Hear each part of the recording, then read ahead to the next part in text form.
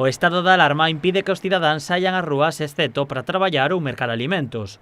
Unha situación que os máis necesitados non poden cumprir, xa sexa por falta de fogar ou pola necesidade de acudir a Cáritas para poder comer. Velando pola súa seguridade, a ONG continúa coa súa labor pero tomando as medidas necesarias para evitar os contaxios. A primeira máis importante é que nada máis que se poden facer en turnos de 12 persoas entran, cada unha se senta nunha mesa, cada unha está cada persoa, nunha sola mesa, e cando terminen eses, pois outros 12, non? E logo, cando se termina de comer, pois se lle dá unha bolsa ca cena, digamos, que son bocadillos, leite, yogures, fruta, e se dá unha cena. O domingo só están abertos ao mediodía, pero tanto a comida como a cea entregaránse nunha bolsa.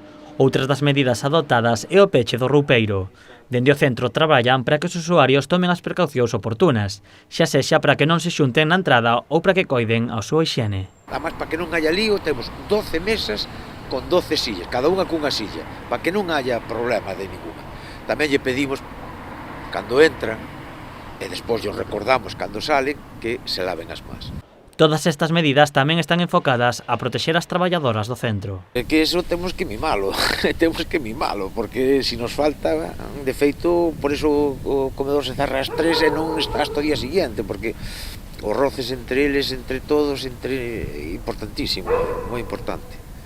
Sí, todos temos que blindarnos. Os usuarios do comedor diminuíron grazas ao albergue aberto polo Concello en Fesdega para as persoas sen fogar.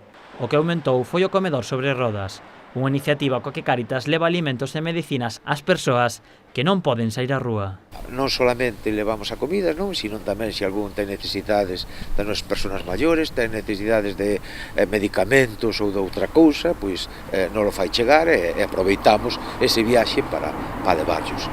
Para aumentar a protección, o Concello contratou unha empresa para que desinfecte as instalacións do centro con regularidade.